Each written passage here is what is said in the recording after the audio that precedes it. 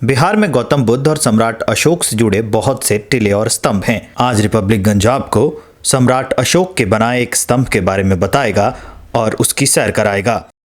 सम्राट अशोक ने अपने शासनकाल में 30 अशोक स्तंभ बनवाए थे। उनमें से एक है लौरिया का अशोक स्तंभ। इस जगह का नाम इसी अशोक स्तंभ के नाम पे पड़ा। स्थानीय लोग इसे अपनी भाषा में लौर बोलते हैं और उसके बाद इस जगह का नाम भी लौरिया रखा गया था। कहते हैं कि अशोक अपने साम्राज्य के विस्तार का प्रमाण देने के लिए ऐसे ऐसे स्तंभ हर जगह लगवाता था। जहां भी उसका साम्राज्य होता था वहां वो ऐसे स्तंभ गड़वा देता था। यहां से करीब 19 किलोमीटर दूर, यानी लौरिया से करीब 19 किलोमीटर दूर रामपुरवा में भी ऐसे अशोक स्तंभ हैं, लेकिन वो गिरे हुए अवस्था में हैं और लौरिया का जो अशोक स्तंभ है ये खड़ा है। अब देखिए 2000 साल से ज्यादा से भी ये अशोक स्तंभ ऐसे ही खड़ा है, लेकिन अब समय जैसे जैसे बीतता जा रहा है ये डिग्रेड होता जा रहा है। स्तंभ ऊपर से तो बिल्कुल अच्छा है, लेकिन नीचे का हिस्सा कहीं कहीं से टूट फूट रहा है। अब क्योंकि बिहार पर्यटन इस पे ध्यान नहीं देता है, इसके लिए शायद वो पैसे आवंटित नहीं किए जाते हैं। अगर किए जाते हैं तो कहां जाते हैं, क्योंकि इस अशोक स्तंभ के निचले हिस्से में जो टूट गया है उस पर अभी भी सीमेंट लगाया गया है और इस पत्थर को सीमेंट से कवर करके गोल करने की कोशिश की गई है। एक और बात है, मैं कहूंगा ये जो सबसे ऊपर का हिस्सा है, जो आपको शेर दिखाई दे रहा होगा, शेर का जो मुंह है वो टूटा हुआ है। कुछ यहाँ के पुराने लोग ये बताते हैं कि जो ऊपर शेर आपको दिख रहा है उसके मुंह में कुछ चमकदार पदार्थ लगा था, या कुछ लोग तो ऐसा मानते हैं कि उसमें हीरा लगा था। लेकिन बाद में अंग्रेज आए और उसे निशाना बनाया और उसे तोड़ दिया गया। तब से उस शेर का मुंह टूटा हुआ है। उसके जो दांत है, उसके जो दांत का हिस्सा है वो पूरा का पूरा टूटा हुआ है।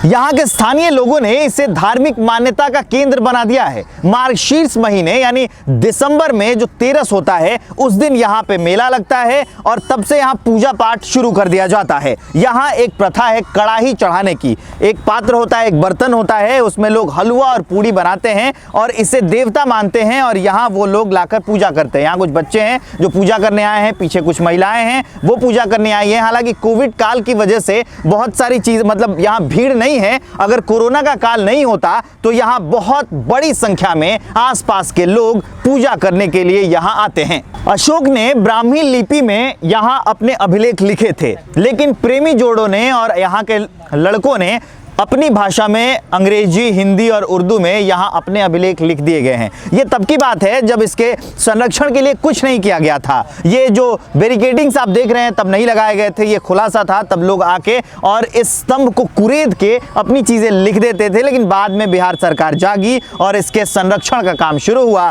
तब जाके ये लोहे के बैरिकेड्स लगाए गए। अब यहाँ कुछ नहीं होता है। जो पहले से ब्राह्मी लिपि के अभिलेख हैं वो संरक्षित हैं और नीचे का हिस्सा जो पहले से यहाँ के लोगों ने खराब कर दिया है वो अभी भी वैसे ही खराब है। पूरे लौरिया में, मतलब हम जहां खड़े हैं इस अशोक स्तंभ से लेकर और आसपास के पूरे इलाके में टिलों की एक विशेष संरचना है। मतलब ये टिले चारों ओर से मिलकर करीब 8 टिले हैं। ये 8 टिले मिलकर एक त्रिकोणीय संरचना बनाते हैं। ऐसी मान्यता है कि ये 8 जो टिले हैं ये अस्थि स्तूप हैं बौद्ध भिक्षुओं की, और भगवान बुद्ध के परिनिर्वाण के बाद इन टिलों में उनकी अस्थियां रखी गई हैं। सामने यहाँ अशोक स्तंभ है और इसके ठीक सामने देखिए एक वो टिला दिखाई दे रहा है। ऐसी ही 8 संरचनाएं हैं जिनसे त्रिकोणीय संरचना बनती है।